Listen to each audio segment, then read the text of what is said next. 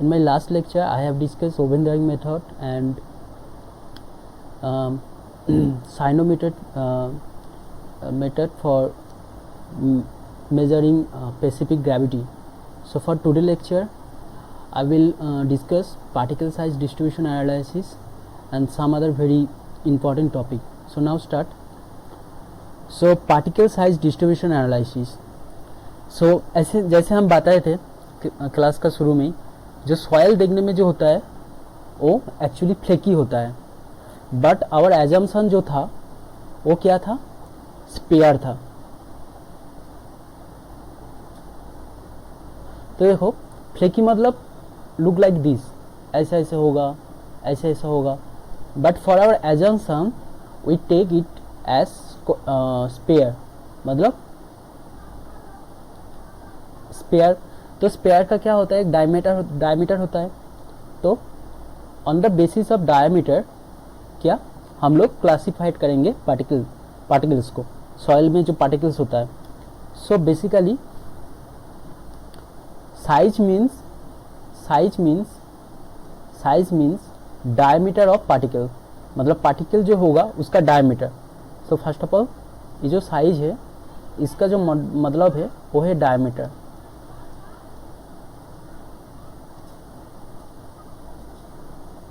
वो है डायमीटर, ठीक है.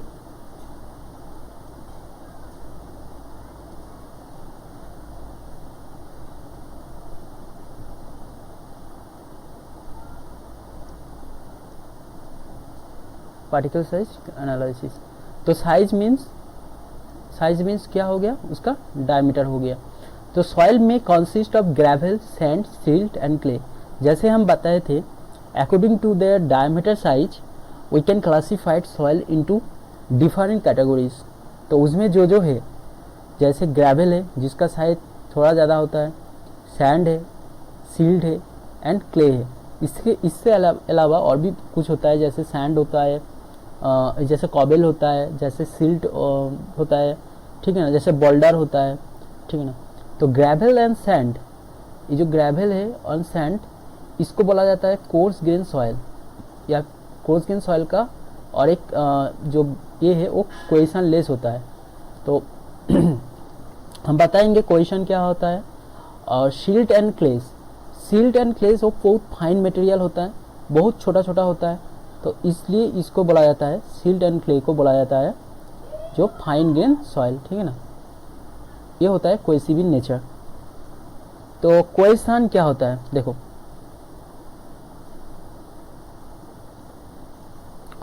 कोहेशन होता है अट्रैक्शन बिटवीन सेम पार्टिकल. इसका जो मतलब है, देखो कोहेशन जो होता है, इधर देखो cohesion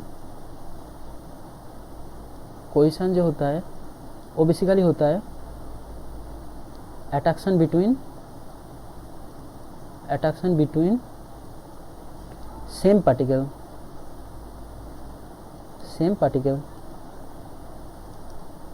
attraction between same particle, ठीक है ना.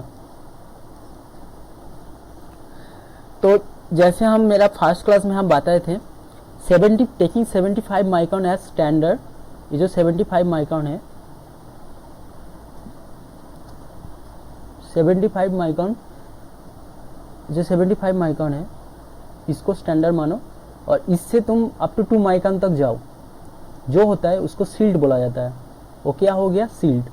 और उससे भी छोटा, मतलब 2 माइक्रॉन से भी छोटा जो होता है उसको बोला जाता है क्ले, ठीक है. और ये सब क्या होता है, फाइन ग्रेन सॉइल होता है, या फिर इन शॉर्ट फॉर्म इसको बोल सकते हो FGS मतलब फाइन ग्रेन सॉइल, ठीक है. और ये सब होता है कोहेसिव होता है मतलब क्ले का जो पार्टिकल होगा वो एक दूसरे से जुड़ा हुआ रहेगा, मतलब एक अट्रैक्शन होगा, एक पार्टिकल का साथ दूसरा पार्टिकल का एक अट्रैक्शन होगा. सिल्ट का भी सेम होता है, मतलब एक पार्टिकल से दूसरे पार्टिकल का अंदर जो एक अट्रैक्शन, मतलब एक बॉन्डिंग होगा.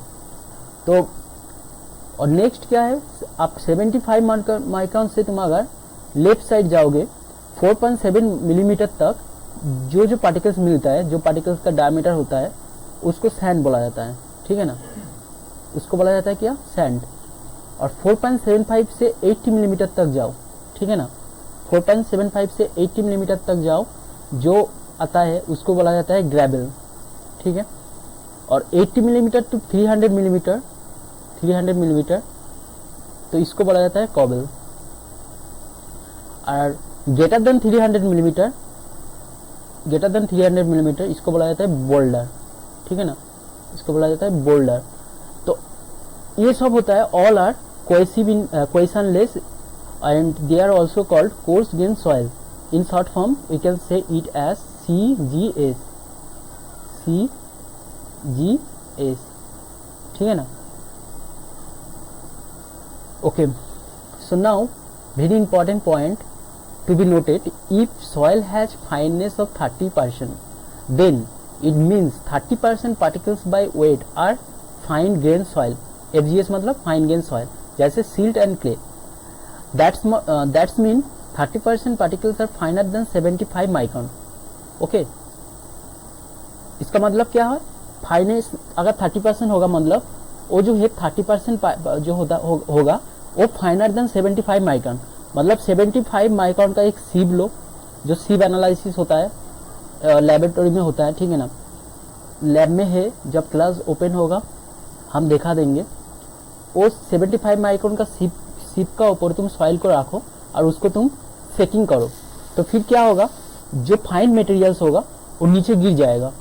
तो जितना वेट हुआ और जितना फाइन मटेरियल नीचे, मतलब जैसे मान लो सीप देखने में ऐसा होता है, ठीक है ना, ऐसा होता है, उसमें 75 माइक्रॉन का जो होता है होल होता है, बहुत छोटा छोटा होल होगा, 75 माइक्रॉन का होल होगा।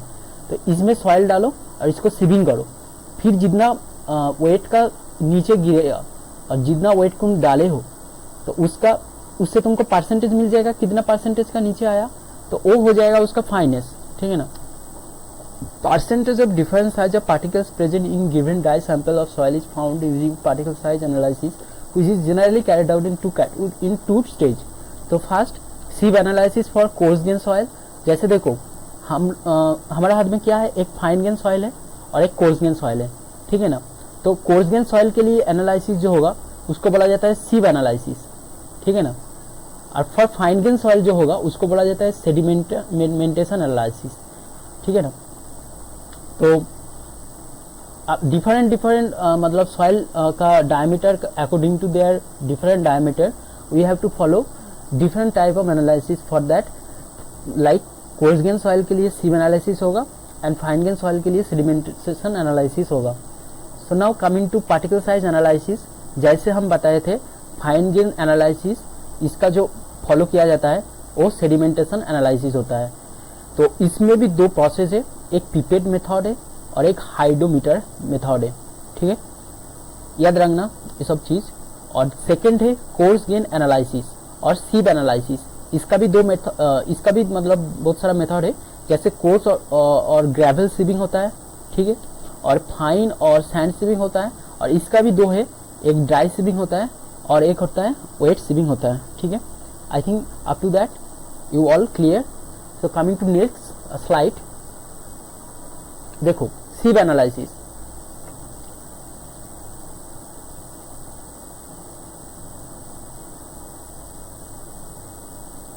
देखो सीव एनालिसिस, जैसे हम बोले सीव एनालिसिस, ठीक है। सो सीव्स आर डिजाइनेड इधर बाय इट्स साइज और बाय इट्स नंबर। तो फर्स्ट ऑफ ऑल क्या कैसे इसको मतलब डिजाइन किया जाता है, इसका साइज से भी डिजाइन किया जाता है और इसका नंबर से भी डिजाइन किया जाता है।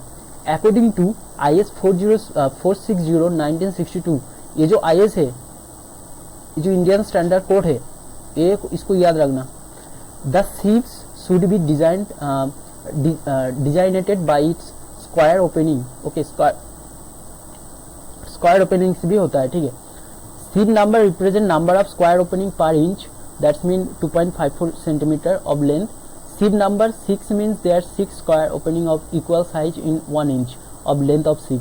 जैसे देखो सीव है, इसका साइज का बेसिस से किया गया, साइज मतलब जितना होगा ओपनिंग उतना ज़्यादा होगा, तो that's why size proportional to opening. Okay, and in case of number तो क्या होता है, 1 इंच जो होता है उसमें क्या है, कितना नंबर का सिप है, तो सिप नंबर क्या हो जाएगा, फिर इसका रिवर्स हो जाएगा ओपनिंग का।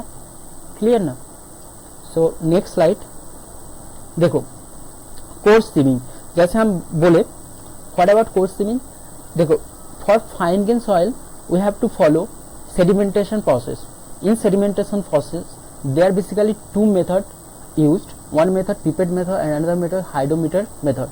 So I will discuss later details about pipette method and hydrometer method, but in case of coarse sieving there basically the method which used to follow is basically sieving method. Okay, so now in that process it is done for soil fraction having size greater than 4.75 millimeter. Okay, you have to remember this value 4.75 millimeter, or for the soil fraction which is written over 4.75 millimeter sieve. Okay, so what is all about that, it is done for the soil fraction having size greater than 4.75 millimeter, or for the soil fraction which is written over 4.75 millimeter. So mind it, 4.75 millimeter is very important diameter. On the basis of 4.75 millimeter we are actually the laboratory process will be done. In gravel sieving, sieves are arranged in decreasing size from top to bottom. That means अगर तुम धीरे धीरे नीचे जाओगे top to bottom, then the sieves are designed in that way that the size of that sieve will be decreasing order. मतलब धीरे धीरे नीचे जितना जाओगे उसका सीविंग का क्या कमते जाएगा, ठीक है ना। ऊपर में थोड़ा गैप ज़्यादा होगा, सीविंग साइज मान लो ऊपर में ऐसे मान लो एक सीविंग है, मान लो 80 मिलीमीटर का सीविंग है, ठीक है। उसका नीचे मान लो 40 मिलीमीटर का सीविंग है, उसका नीचे मान लो ऐसे 4.75 मिलीमीटर का, उसका नीचे मान लो 10 millimetre, something like that. Okay, जितना तुम नीचे, अच्छा इसमें लिखा भी है 80 मिलीमीटर है, 40 मिलीमीटर है, 20 मिलीमीटर है, 10 millimetre and 4.75 millimetre. In that order we are basically sieving that particle. An oven drying soil sample is placed over topmost sieve and sieving is done for at least 10 minutes, either manual or mechanically by sieve seeker. So in our laboratory basically we did it by mechanically.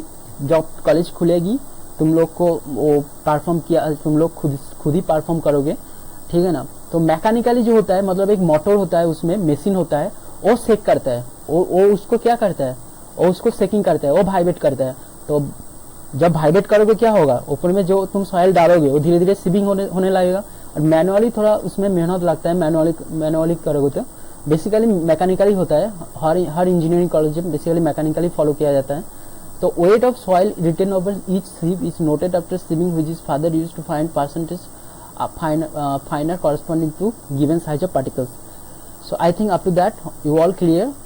So in next slide I will explain an example for better clarification. Okay, जैसे हम एक example देंगे अभी।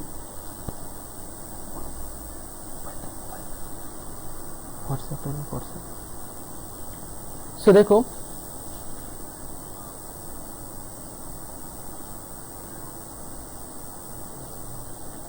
जैसे एक example देंगे, इसको मान लो सीव है, ठीक है ना।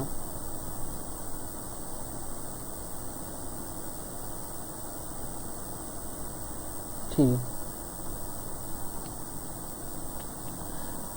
जैसे मान लो हम 100 ग्राम का कुछ सॉइल लिए, सॉइल सैंपल 100 ग्राम, इसमें हम 100 ग्राम का एक सॉइल डाले, ठीक है ना। तो इसका ये जो सीविंग है ये 80 मिलीमीटर का है, ये जो है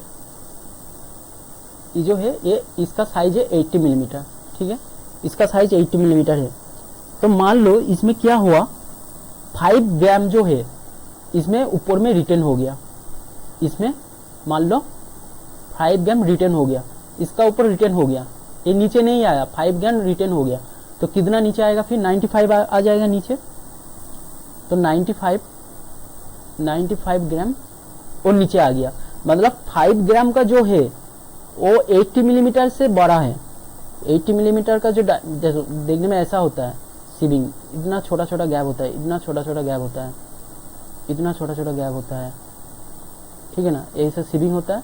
तो ऐसे सॉइल डालो, तो 5 मिलीमीटर क्या, 5 ग्राम का क्या हुआ, वो इस गैप से थोड़ा बड़ा है, तो इसलिए वो रिटर्न हो गया इस ऊपर में, बाकी क्या हुआ, बाकी पास हो गया, बाकी नीचे आ गया, कितना आया 95 ग्राम का आ गया।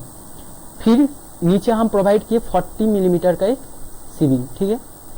तो 95 से क्या हुआ, सपोज मान लो इसमें रिटर्न हुआ 25, इसमें 25 ग्राम रिटर्न हो गया, तो रेस्ट कितना होगा, नीचे आ गया 70 ग्राम, 70 ग्राम नीचे आ गया।